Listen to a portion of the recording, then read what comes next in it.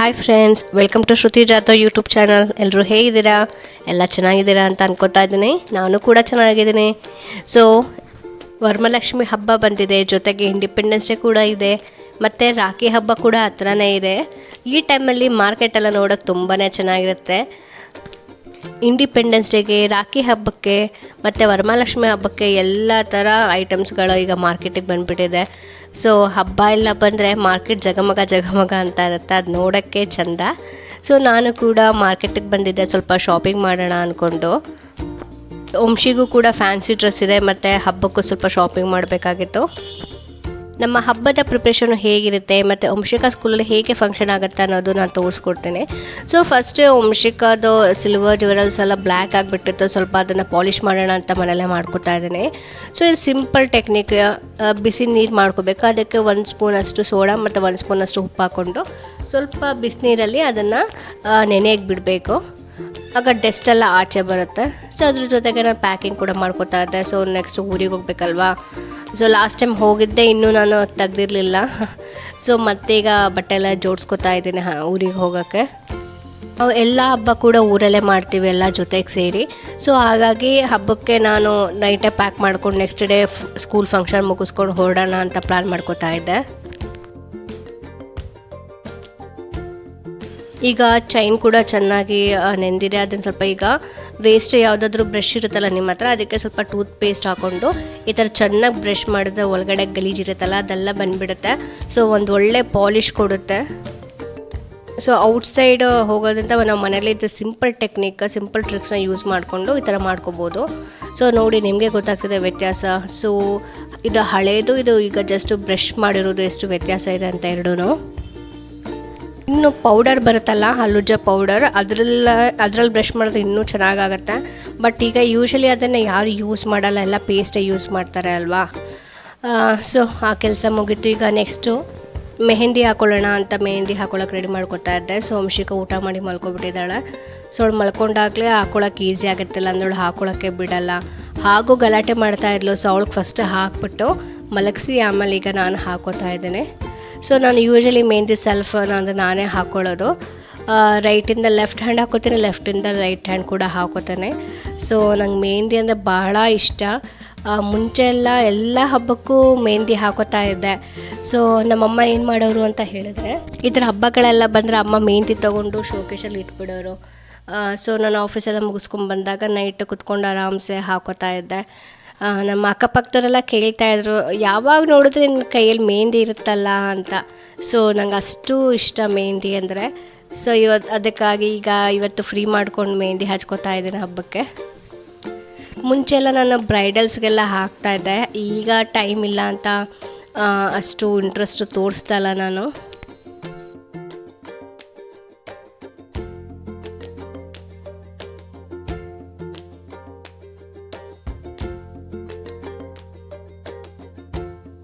ಹೇಗಿದೆ final look? ಚೆನ್ನಾಗಿ ಬಂದಿದೆಯಾ? ಡಿಸೈನ್ ಚೆನ್ನಾಗಿದೆ ಅಂತ ಹೇಳಿದ್ರೆ ನನಗೆ ಕಮೆಂಟ್ ಮೂಲಕ ತಿಳಿಸಿ.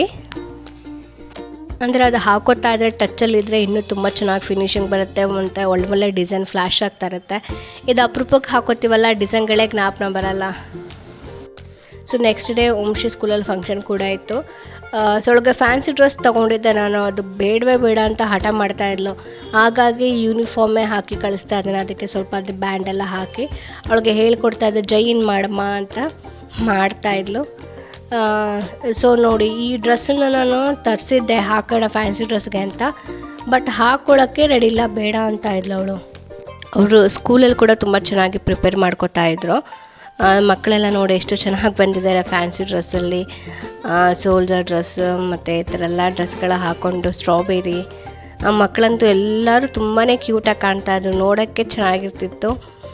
ಸೊ ಸ್ಕೂಲಲ್ಲೇ ಅವ್ರು ಪ್ರೋಗ್ರಾಮ್ ಮಾಡಿಕೊಂಡ್ರು, ಪೇರೆಂಟ್ಸ್ ಎಲ್ಲ ಕರೆಸಿದ್ರೆ ಮಕ್ಕಳು ಇನ್ನೂ ತುಂಬ ಗಲಾಟೆ ಮಾಡ್ತಾರೆ ಪೇರೆಂಟ್ಸ್ಗಳನ್ನ ನೋಡಿ. ಸೊ ಹಾಗಾಗಿ ಸ್ಕೂಲ್ ಅವರೇ ಸೆಲೆಬ್ರೇಟ್ ಮಾಡ್ಕೊಂಡಿದ್ದಾರೆ, ವೀಡಿಯೋಸು ಫೋಟೋಸ್ ಎಲ್ಲ ಕಳಿಸಿದ್ರು. ಈ ಥರ ಇಂಡಿಪೆಂಡೆನ್ಸ್ ಡೇ ಅಂದರೆ ನಂದು ಚೈಲ್ಡ್ಹುಡ್ ಮೆಮೊರೀಸ್ ಅಂತೂ ತುಂಬಾ ಇದೆ. ಯಾಕಂದರೆ ಈ ಥರ ಇಂಡಿಪೆಂಡೆನ್ಸ್ ಡೇ ಆಗಿ ಯಾವುದೇ ಥರ ಕಲ್ಚರ್ ಆ್ಯಕ್ಟಿವಿಟೀಸ್ ಆದರೂ ನಾವು ಡ್ಯಾನ್ಸ್ ಮಾಡ್ತಾಯಿದ್ವಿ. ನಮ್ಮದೇ ಒಂದು ಗ್ಯಾಂಗ್ ಇರ್ತಿತ್ತು ಡ್ಯಾನ್ಸ್ ಟೀಮ್ದು. ಎಲ್ಲ ಫಂಕ್ಷನಲ್ಲೂ ನಾವಂತೂ ಡ್ಯಾನ್ಸ್ ಮಾಡ್ತಾಯಿದ್ವಿ. ಡ್ಯಾನ್ಸ್ ಅಂದರೆ ನಮ್ಮ ಟೀಮಿಗೆ ಜ್ಞಾಪನ ಬರ್ತಿತ್ತು ಎಲ್ರಿಗೂ. ಎಲ್ಲ ಪ್ರೋಗ್ರಾಮು ಎಲ್ಲ ಫಂಕ್ಷನ್ಸ್ಗೂ ಡ್ಯಾನ್ಸ್ ಮಾಡಿದ್ದೀವಿ. ತುಂಬಾ ಚೆನ್ನಾಗಿತ್ತು ಆ ಡೇಸ್ ಎಲ್ಲ. ನಮ್ಮ ವಂಶಿದು ಫಸ್ಟ್ ಇಂಡಿಪೆಂಡೆನ್ಸ್ ಡೇ ಸೆಲೆಬ್ರೇಷನ್ ಸ್ಕೂಲ್ನಲ್ಲಿ. ಅವಳಿಗೂ ಏನೋ ಒಂಥರ ಖುಷಿ ಇತ್ತು, ನಮಗೂ ಒಂಥರ ತುಂಬ ಖುಷಿ ಇತ್ತು. ಯೂನಿಫಾರ್ಮ್ ಎಲ್ಲ ಹಾಕ್ಕೊಂಡು ಬ್ಯಾಂಡೆಲ್ಲ ಹಾಕ್ಕೊಂಡು ಹೋಗಿದ್ಲಲ್ಲ, ಚೆನ್ನಾಗಿ ಕ್ಯೂಟಾಗಿ ಕಾಣ್ತಾ ಇದ್ಲು. ಈಗ ಫಂಕ್ಷನ್ ಎಲ್ಲ ಮುಗೀತು. ಸೊ ಫಂಕ್ಷನ್ ಮುಗಿಸ್ಕೊಂಡು ಈಗ ಊರಿಗೆ ಬೇರೆ ಹೊರಡ್ಬೇಕು ನಾವು. ಫಂಕ್ಷನ್ ಎಲ್ಲ ಮುಗಿಯೋಕ್ಕೆ ಒಂದು 12 ಗಂಟೆ ಆಯಿತು. ಸೊ ಮನೆಗೆ ಹೋಗಿ ಫ್ರೆಶ್ ಆಗಿ ಡ್ರೆಸ್ ಚೇಂಜ್ ಎಲ್ಲ ಮಾಡಿಕೊಂಡು ಊರಿಗೆ ಹೊರಟ್ವಿ ನಾವು. ಸೊ 3-4 ಡೇಸ್ ತುಂಬ ಅಂದರೆ 3-4 ಡೇಸ್ ಹಾಲಿಡೇ ಇತ್ತಲ್ವ, ತುಂಬಾ ರಶ್ ಇತ್ತು. ಬಸ್ಸು ಟ್ರೈನ್ ಆಗಲಿ ತುಂಬ ರಶ್ ಇತ್ತು. ನಾವು ನಿಂತ್ಕೊಂಡು ಕೂಡ ಹೋದ್ವಿ. ನೋಡಿ ಎಷ್ಟು ಟ್ರಾಫಿಕ್ ಇದೆ ಅಂತ. ಮನೆಗೆ ಹೋಗಿ ಸ್ವಲ್ಪ ಫ್ರೆಶ್ ಎಲ್ಲ ಆಗಿ ಮತ್ತು ನೆಕ್ಸ್ಟ್ ಡೇ ಹಬ್ಬ ಇದೆ ಅಲ್ವಾ, ಸೊ ಹಬ್ಬಕ್ಕೆ ಎಲ್ಲ ಪ್ರಿಪೇರ್ ಮಾಡ್ಕೋತಾ ಇದ್ವಿ. ನಾನು ಲಾಸ್ಟ್ ಲಾಗ್ನಲ್ಲಿ ತಿಳಿಸ್ಕೊಟ್ಟಿದ್ದೆ, ನಾನು ಈ ಥರ ಹಬ್ಬಕ್ಕೆ ಡೆಕೋರೇಷನ್ ಮಾಡೋದಕ್ಕೆ ಏನೇನು ಐಟಮ್ಸ್ಗಳನ್ನ ಪ್ರಾಡಕ್ಟ್ಗಳನ್ನ ನಾನು ಪರ್ಚೇಸ್ ಮಾಡಿದ್ದೀನಿ ಅಂತ.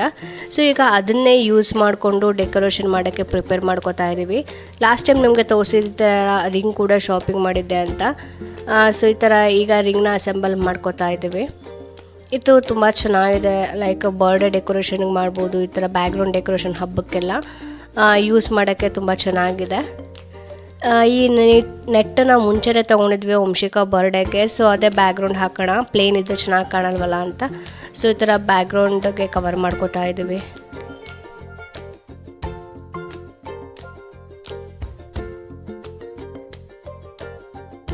ಸೊ ನೆಟ್ಟೆಲ್ಲ ಕವರ್ ಮಾಡಿದ್ವಿ. ನೋಡಿ ಫೈನಲ್ ಲುಕ್ ಈ ಥರ ಇದೆ, ತುಂಬ ಚೆನ್ನಾಗಿ ಕಾಣ್ತಿದೆ ಅಲ್ವಾ.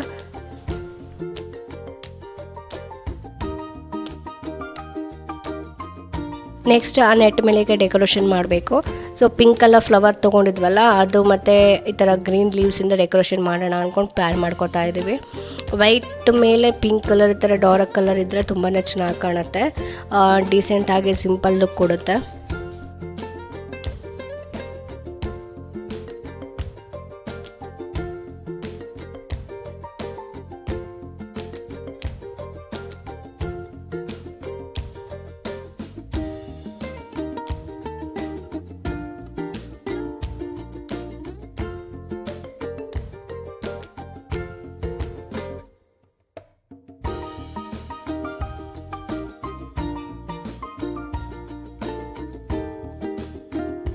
ಸೊ ನೆಕ್ಸ್ಟ್ ಕಮಲ್ ಹ್ಯಾಂಗಿಂಗ್ ಪರ್ಚೇಸ್ ಮಾಡಿದ್ವಲ್ಲ, ಸೊ ಅದು ಕೂಡ ಇಲ್ಲಿಗೆ ಹ್ಯಾಂಗ್ ಮಾಡ್ತಾ ಇದ್ದೀವಿ.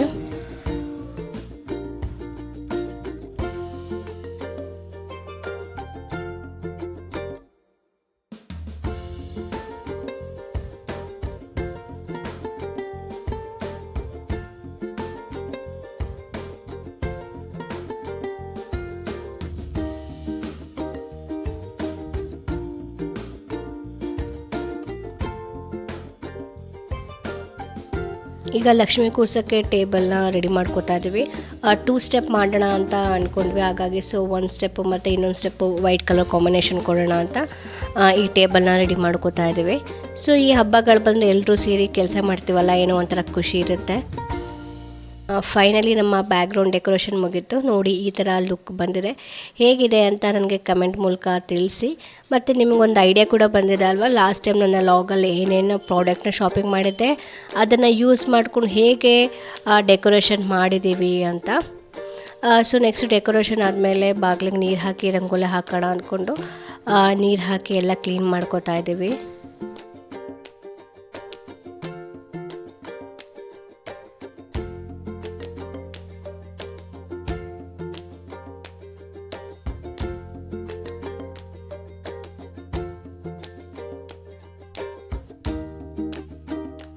ಸೊ ರಂಗೋಲೆಲ್ಲ ಹಾಕಿ ಈಗ ಕಲರ್ ಫಿಲ್ ಮಾಡ್ತಾ ಇದ್ದೀವಿ. ಸೊ ಈಗ ಅಚ್ಚುಕಟ್ಟಾಗಿ ಕೆಳಗಡೆ ಕೂತ್ಕೊಬಿಟ್ಟಿದ್ವಿ. ಎಷ್ಟೊತ್ತಂತ ನಿಂತ್ಕೊಳ್ಳೋಕ್ಕಾಗತ್ತೆ, ಬಗ್ಕೊಂಡು ರಂಗೋಲಿ ಹಾಕೋಕ್ಕಾಗತ್ತೆ. ಸೊ ಕಂಫರ್ಟಬಲ್ ಆಗಿ ಕೂತ್ಕೊಂಡು ಹಾಕಿದ್ರೆ ಚೆನ್ನಾಗೂ ಬರುತ್ತಲ್ವ ಅಂತ ಈ ಥರ ಕಲರ್ನ ಫಿಲ್ ಮಾಡ್ತಾ ಇದ್ದೀವಿ.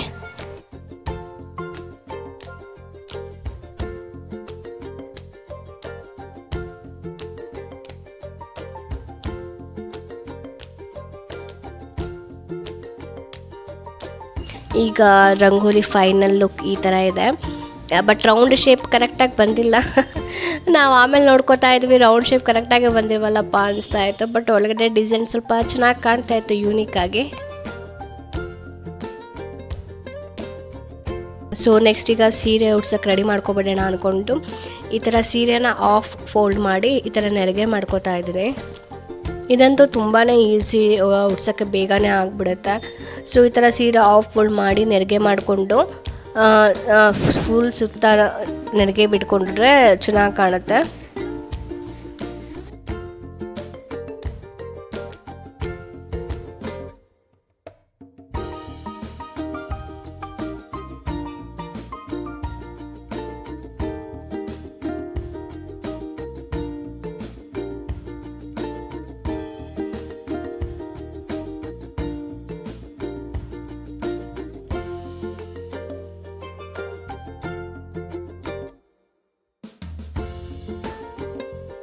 ಈಗ ಪಲಾವ್ ಕೂಡ ಈ ಥರ ಪ್ಲೇಟ್ಸ್ಗಳು ಮಾಡ್ಕೋತಾ ಇದ್ವಿ.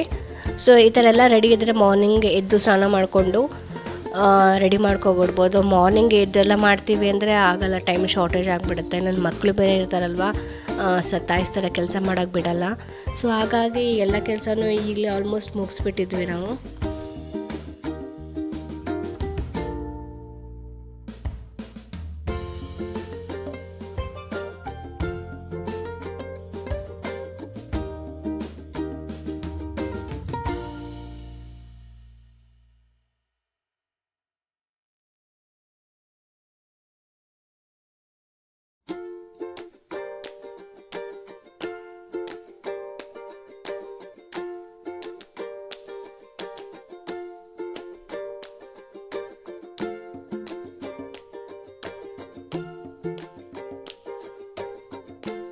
ಸೊ ಈಗ ನೆಕ್ಸ್ಟ್ ಇನ್ನೊಂದು ಟೇಬಲ್ನ ಕೂಡ ರೆಡಿ ಮಾಡ್ಕೋತಾ ಇದ್ವಿ. ಸೊ ಇದೆಲ್ಲ ಕೆಲಸ ಮಾಡಿ ಮುಗಿಸೋವರೆಗೂ 1 o'clock ಆಗಿಬಿಟ್ಟಿತ್ತು. ಈಗಲೇ ಕೆಲಸ ಮಾಡ್ಕೊಬಿಟ್ರೆ ಬೆಳಗ್ಗೆ ಎದ್ದು ಬರೀ ಲಕ್ಷ್ಮಿ ಕೂರಿಸೋದು, ಅಡುಗೆ ಮಾಡೋದಿರುತ್ತೆ ಅಷ್ಟೇ. ಸೊ ಹಾಗಾಗಿ ಅದಕ್ಕೆಲ್ಲ ಕೆಲಸ ಈಗಲೇ ಮುಗಿಸ್ಕೊಬಿಡೋಣ ಅಂತ ಅನ್ಕೋತಾ ಇದ್ವಿ.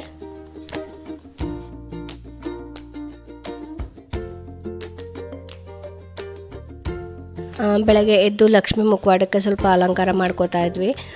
ಲಕ್ಷ್ಮಿ ಅಲಂಕಾರ ಮಾಡಿಕೊಂಡ್ರೆ ಎಷ್ಟು ಚೆನ್ನಾಗಿ ಲಕ್ಷಣವಾಗಿ ಕಾಣ್ತಾಳಲ್ವ. ಸೊ ಎಲ್ಲ ರೆಡಿ ಮಾಡ್ಕೊಂಡ್ವಿ. ನೋಡೋದಲ್ಲ ವಿಡಿಯೋ ನಮ್ಮ ಹಬ್ಬದ ಪ್ರಿಪ್ರೇಷನ್ ಹೇಗಿತ್ತು ಅಂತ. ಈ ವಿಡಿಯೋ ಇಷ್ಟ ಆದರೆ ಲೈಕ್ ಮಾಡಿ, ಕಮೆಂಟ್ ಮಾಡಿ, ಮತ್ತು ನನ್ನ ಚಾನಲ್ನ ಸಬ್ಸ್ಕ್ರೈಬ್ ಮಾಡೋದು ಮರಿಬೇಡಿ. ಮತ್ತು ಫೈನಲ್ ಲುಕ್ ಹೇಗಿತ್ತು ಹಬ್ಬದ್ದು ಮತ್ತು ಹಬ್ಬ ಹೇಗೆ ಸೆಲೆಬ್ರೇಟ್ ಮಾಡಿದ್ವಿ ಅನ್ನೋ ಲಾಗ್ನ ಸಪ್ರೇಟಾಗಿ ಹಾಕಿರ್ತೀನಿ. Thanks for watching this video.